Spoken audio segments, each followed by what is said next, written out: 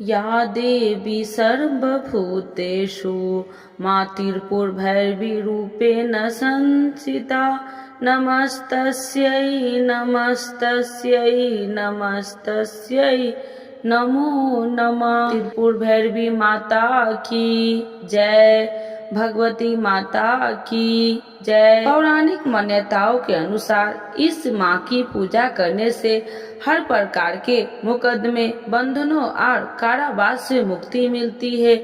माँ को त्रिपुरा भैरवी, चैतन्य भैरवी, सिद्ध भैरवी, भुवनेश्वर भैरवी, संपदा भैरवी, कमलेश्वरी भैरवी, कालेश्वरी भैरवी, कमलेश्वरी भैरवी, नित्य भैरवी, रुद्र भैरवी, भद्र भैरवी तथा सटकुटा भैरवी भी कहा गया है। आज गुप्त नवरात्रि का छठा दिन है। आज भक्त माँ त्रिपुर भैरवी की पूजा अर्चना करेंगे। त्रिपुर भैरवी को बंदी छोर माता कहा गया है। पौराणिक मान्यताओं के अनुसार इन माँ की पूजा करने से हर प्रकार के मुकदमे, बंधनों और कारावास से मुक्ति मिलती है। माँ त्रिपुर भैरवी की उत्पत्ति कैसे हुई? दुर्गा सप्तशती के अनुसार त्रिपुर भैरवी के उग्र स्वरूप की क्रांति हजारों उगते सूर्य के समान है। धार्मिक कथाओं में इस बात का वर्णन है कि माता त्रिपुर भैरवी की उत्पत्ति महाकाली के छाया विग्रह से हुई है। देवी भागवत के अनुसार छठी महाविद्या त्रिपुर भैरवी है। त्रिपुर भैरवी का स्वरूप, माता त्रिपुर भैरवी का स्वरूप माँ काली जैसा ही है। माँ के 3 नेत्र और 4 भुजाएं हैं। माँ के बाल खुले हुए हैं। इनका एक नाम पोष्टी भी है। माँ के कई और नाम से भी जाना जाता है, जैसे रुद्र भैरवी, चैतन्य भैरवी, नित्य भैरवी, भद्र भैरवी, कलेश भैरवी, श्मशान भैरवी, संपदा भैरवी। माता त्रिपुर भैरवी की पूजा करने से सौभाग्य, आरोग्य, सुख की प्राप्ति होती है। माता त्रिपुर भैरवी की पूजा करने से मनोवांछित विवाह की इच्छा पूरी हो जाती है। माता त्रिपुर भैरवी की पूजा करने से व्यापार और करियर में वृद्धि होती है। माता त्रिपुर भैरवी की पूजा करने से समस्त पापों का नाश होता है। आज सुनते हैं नवरात्रि के छठे दिन माता कात्यायनी की कथा, आरती, मंत्र और पूजा विधि। तो एक बार बोलिए प्रेम से कात्यायनी माता की जय, भगवती माता की जय। माँ दुर्गे के छठे हुए स्वरूप का नाम कात्यायनी है। जब पृथ्वी पर असुरों का उत्पात बहुत बढ़ गया था, तब ऋषि मुनियों समस्त प्राणियों को दुष्ट असुरों से अत्याचार से मुक्ति दिलाने के लिए माँ आदि शक्ति कात्यायनी स्वरूप में प्रकट हुई थी। तो आइए जानते हैं माँ कात्यायनी की कथा, पूजा विधि, मंत्र, प्रिय फूल, भोग और आरती के बारे में। कात्यायनी माता की कथा। कत नामक एक प्रसिद्ध महर्षि थे। उनके पुत्र का नाम कत्य ऋषि था। इन्हीं कत्य ऋषि के गोत्र से अति प्रसिद्ध महर्षि कात्यायन का जन्म हुआ। महर्षि कात्यायन माँ जगदम्बा के परम भक्त थे। महर्षि कात्यायन की प्रबल इच्छा थी कि माँ भगवती उनके घर पुत्री के रूप में जन्म ले। जगदम्बा की उपासना करते हुए उन्होंने बहुत वर्ष तक बड़ी कठोर तपस्या की। माँ भगवती ने उनकी तपस्या से प्रसन्न होकर महर्षि कात्यायन के घर में जन्म लेना स्वीकार कर लिया। आश्विन कृष्ण चतुर्दशी को ये महर्षि कात्यायन की पुत्री के रूप में माता जी का जन्म हुआ। जन्म के उपरांत कात्यायन ऋषि ने माता आदि शक्ति की विधिवत पूजा का आयोजन किया।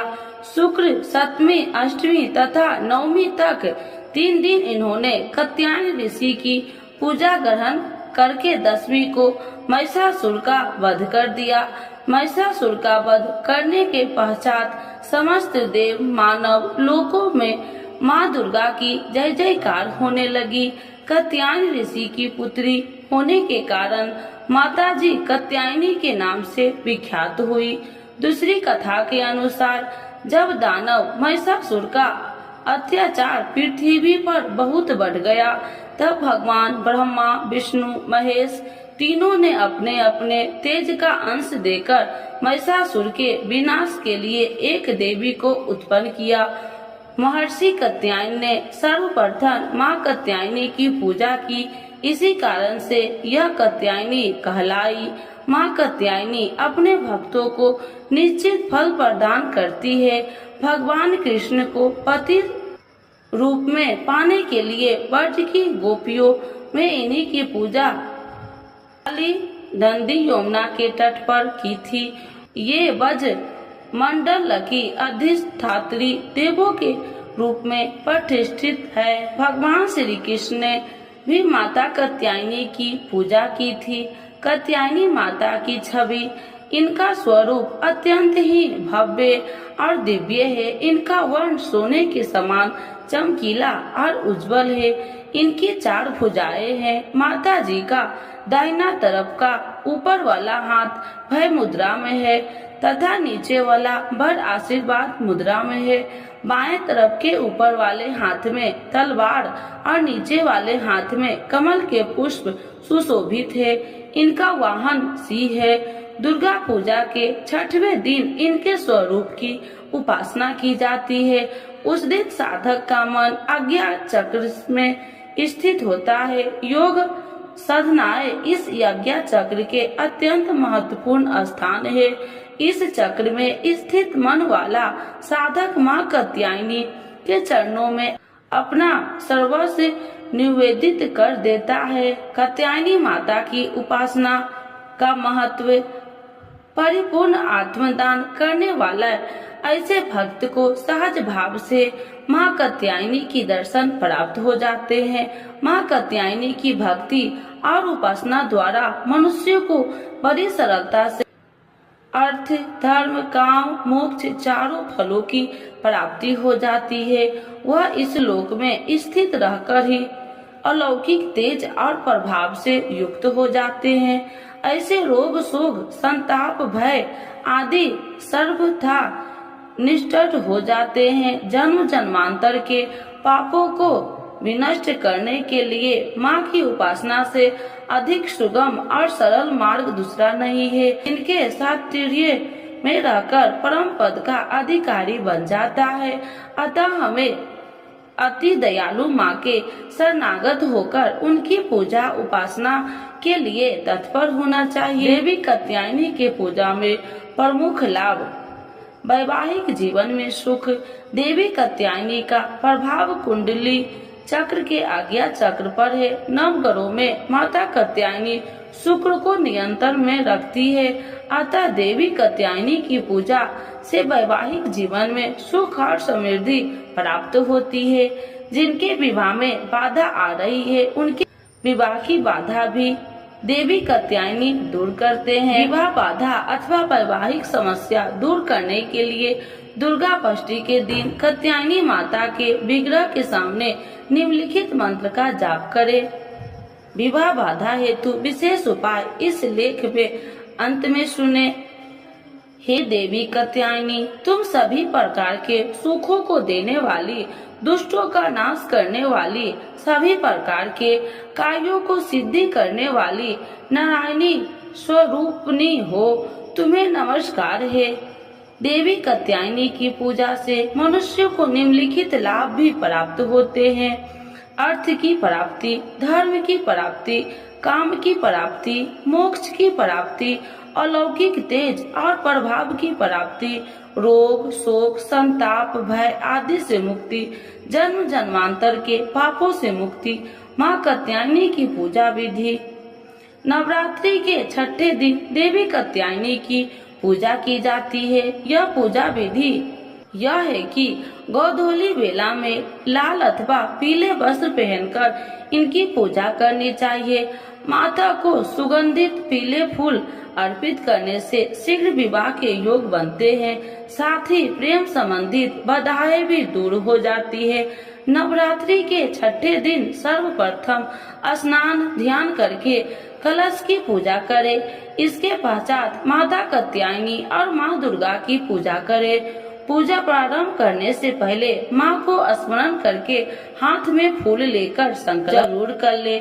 माता को पीले फूल और नैवेद्य अर्पित करे। अक्षत, फूल, कुमकुम, 16 श्रृंगार आदि माता को अर्पित करे। इसके बाद माता की प्रिय भोग लगाए।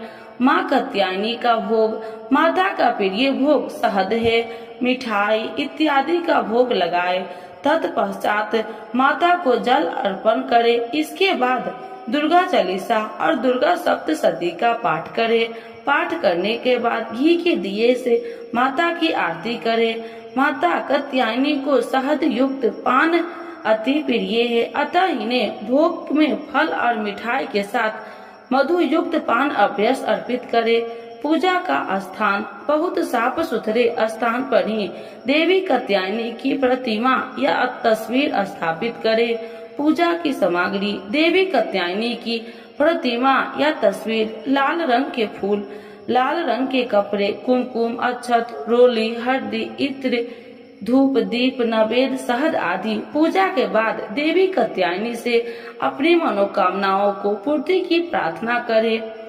माता की पूजा से मंत्रों का जाप करे। या देवी सर्वभूतेषु माँ कात्यायनी रूपेण संस्थिता, नमस्तस्यै नमस्तस्यै नमस्तस्यै नमो नमः। तो एक बार बोलिए प्रेम से कात्यायनी माता की जय, भगवती माता की जय। माता कात्यायनी की आरती। जय जय अम्बे जय कात्यायनी, जय जग माता जग की महारानी।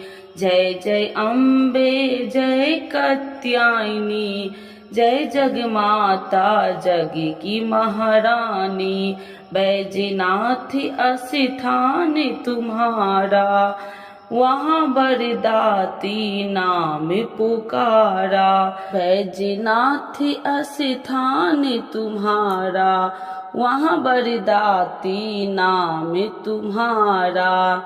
कई नाम है कई धाम है, यह स्थान भी तो सुख धाम है। कई नाम है कई धाम है, यह स्थान भी तो सुख धाम है। हर मंदिर में ज्योति तुम्हारी, कई योगेश्वरी महिमा न्यारी। हर मंदिर में ज्योति तुम्हारी, कहीं योगेश्वरी महिमा न्यारी। हर जगह उत्सव होते रहते, हर मंदिर में भक्त है कहते। हर जगह उत्सव होते रहते, हर मंदिर में भक्त है कहते। कात्यायनी रक्षक काया की, ग्रंथि काटे मोह माया की। कात्यायनी रक्षक काया की, ग्रंथि काटे मोह माया की। झूठे मोह से छुड़ाने वाली, अपना नाम जपाने वाली। झूठे मोह से छुड़ाने वाली, अपना नाम जपाने वाली। बृहस्पतिवार को पूजा करिए, ध्यान कात्यायनी का धरिए। बृहस्पतिवार को पूजा करिए, ध्यान कात्यायनी का धरिए।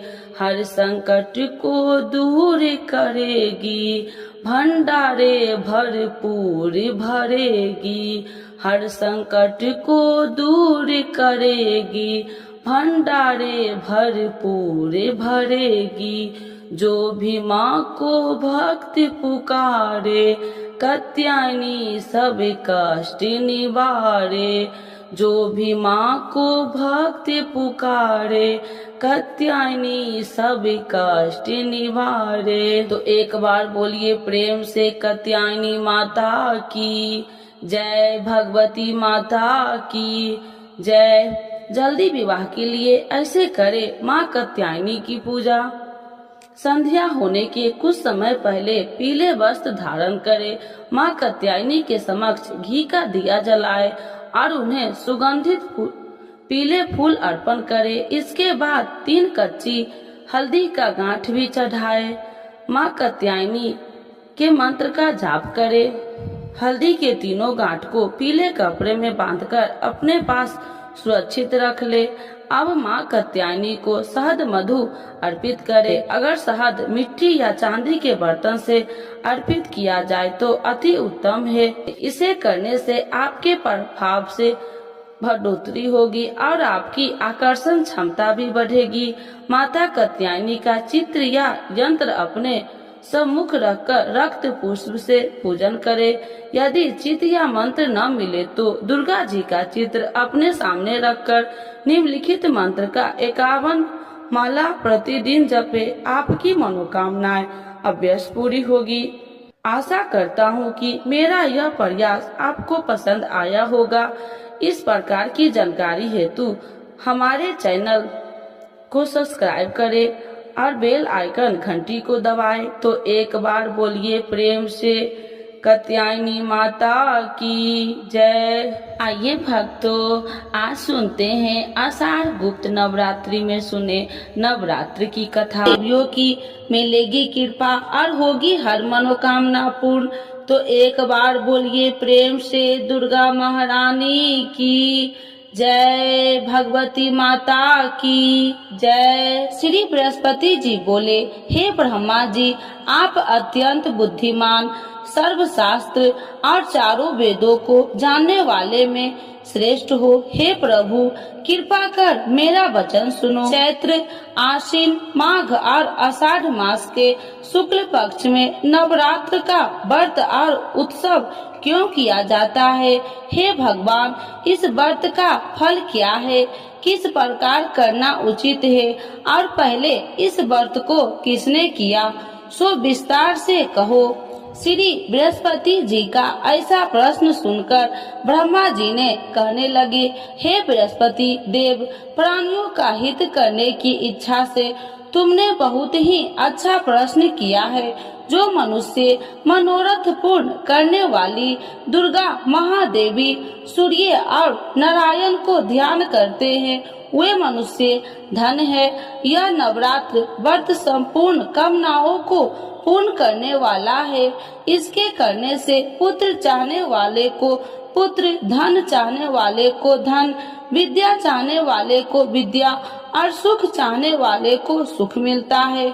इस व्रत को करने से रोगी मनुष्य को रोग दूर हो जाता है और कारागार में पड़ा हुआ मनुष्य बंधन से छूट जाता है। मनुष्य की तमाम विपत्तियां दूर हो जाती है और उसके घर में संपूर्ण संपत्ति आकार उपस्थित हो जाती है। बंध्या और काक बंध्या के इस व्रत के करने से पुत्र हो जाता है। समस्त पापों को दूर करने वाले इस व्रत के करने से ऐसा कौन सा मनोरथ है जो सिद्ध नहीं हो सकता? यदि व्रत करने वाला मनुष्य सारे दिन का उपवास न कर सके तो एक समय भोजन करे और उस दिन बंधावों सहित नवरात्रि व्रत की कथा श्रवण करे। हे बृहस्पति देव, जिसने पहले इस महाव्रत को किया है, उसका पवित्र इतिहास मैं तुम्हें सुनाता हूँ। तुम सावधान होकर सुनो। इस प्रकार ब्रह्मा जी के वचन सुनकर बृहस्पति जी श्री ओम बोले, हे ब्राह्मण, मनुष्य को कल्याण करने वाले इस व्रत के इतिहास को मेरे लिए कहा। मैं सावधान होकर सुना। श्री ओम रहा हूँ, आपकी शरण आई हूँ, मुझ पर कृपा करो। ब्रह्मा जी बोले, पीठित नाम के मनोहर नगर में एक अनाथ नाम का ब्राह्मण रहता था। वह भगवती दुर्गा का भक्त था। उसके संपूर्ण सत्गुणों से युक्त मानो ब्रह्मा की सबसे पहली रचना हो ऐसी अर्थात नाम वाली सुमित नाम की एक अत्यंत सुंदर कन्या पैदा हुई। वह कन्या सुमित अपने घर के बालकपन में अपनी सहेलिया के साथ कीड़ा करती हुई इस प्रकार बढ़ने लगी, जैसे शुक्ल पक्ष में चंद्रमा की कला बढ़ती है। उसका पिता प्रतिदिन दुर्गा की पूजा और होम किया करता था। उस समय वह भी नियम से वहाँ उपस्थित होती थी। एक दिन वह सुमित अपनी सखियों के साथ खेलने लग गई और भगवती के पूजन में उपस्थित नहीं हुई। इसके पिता को पुत्री की ऐसी असावधानियां देखकर क्रोध आया और पुत्री से कहने लगे कि हे दुष्ट पुत्री, आज प्रातः से तुमने भगवती की पूजा नहीं किया। इस प्रकार मैं किसी कुष्ठी और जय माता दी दरिद्र मनुष्य के साथ तेरा विवाह करूंगा। इस प्रकार कुपित पिता के वचन सुनकर सुमित को बड़ा दुख हुआ और पिता से कहने लगे कि हे पिताजी, मैं आपकी कन्या हूँ, मैं आपके सब तरह से अधीन हूँ। जैसे आपकी इच्छा हो मेरा विवाह कर सकते हो, होगा वही जो मेरे भाग्य में लिखा है।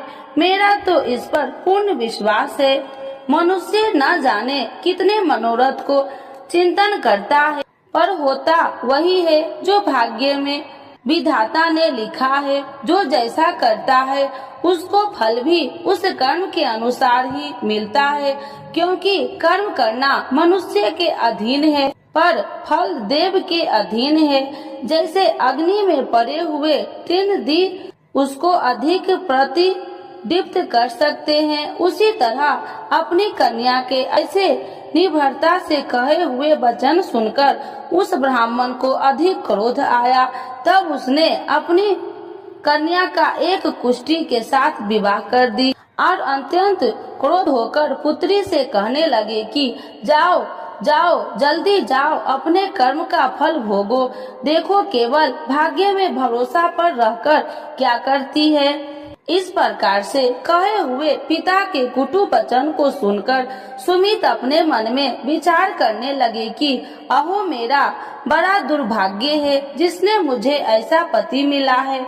इस तरह अपने दुख का विचार करते हुए वह सुमित अपने पति के साथ वन चली गई और भयानक वन में कुशा युक्त उस स्थान पर उन्होंने वह रात बड़े कष्ट से व्यतीत की। उस गरीब बालिका की ऐसा दशा देखकर भगवती पूर्व पुण्य के प्रभाव से प्रकट होकर सुमित से कहने लगे कि हे ब्राह्मणी, मैं तुम पर प्रसन्न हूँ, तुम जो चाहो वरदान मांग सकती हो। मैं प्रसन्न होने पर मनोवांछित फल देने वाली हूँ। इस प्रकार भगवती दुर्गा का वचन सुनकर ब्राह्मणी कहने लगे कि आप कौन है जो मुझ पर प्रसन्न हुई हो। यह सब मेरे लिए कहा और अपनी कृपा दृष्टि से मुझ दासी को कृतार्थ करो। ऐसा ब्राह्मणी का वचन सुनकर देवी कहने लगे कि मैं आदि शक्ति हूँ और मैं ही ब्रह्मा विद्या हूँ और सरस्वती भी हूँ। मैं प्रसन्न होने पर प्राणियों को दुख दूर कर उसको सुख प्रदान करती हूँ। हे ब्राह्मणी, मैं तुम पर तेरे पूर्व जन्म के पुण्य के प्रभाव से प्रसन्न हूँ। तुम्हारे पूर्व जन्म का वृत्तांत सुनाती हूँ, सुनो। तुम पूर्व जन्म में निषाद भील की स्त्री थी और अति पतिव्रता थी। एक दिन तेरे पति निषाद ने चोरी की। चोरी करने के कारण तुम दोनों को सिपाहियों ने पकड़ लिया और ले जाकर जेल खाने में कैद कर दिया। उन लोगों ने तेरे को और तेरे पति को भोजन भी नहीं दिया।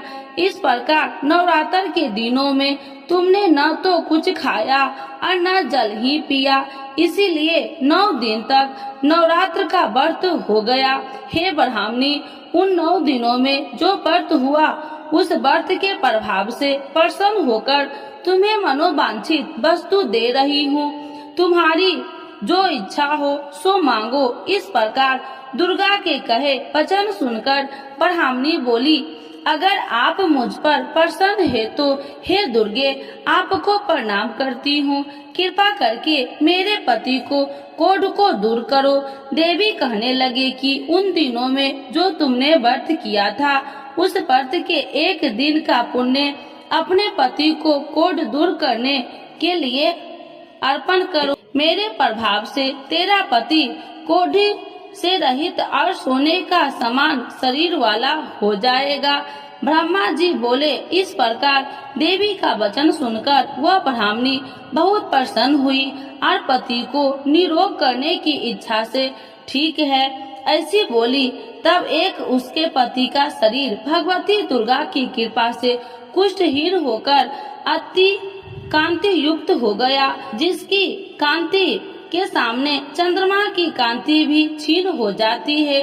वह ब्राह्मणी पति की मनोहर देह को देखकर देवी को अति पराक्रमी वाली समझकर स्तुति करने लगी। हे दुर्गे, आप दुर्गत को दूर करने वाली, तीनों जगत को सनातप हरने वाली, समस्त दुखों को दूर करने वाली, रोगी मनुष्य को निरोग करने वाली, प्रसन्न होने पर मनोवांछित वस्तु को देने वाली और दुष्ट मनुष्य को नाश करने वाली हो।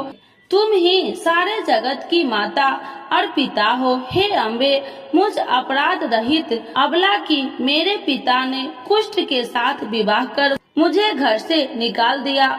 उसकी निकाली हुई मैं पृथ्वी पर घूमने लगी।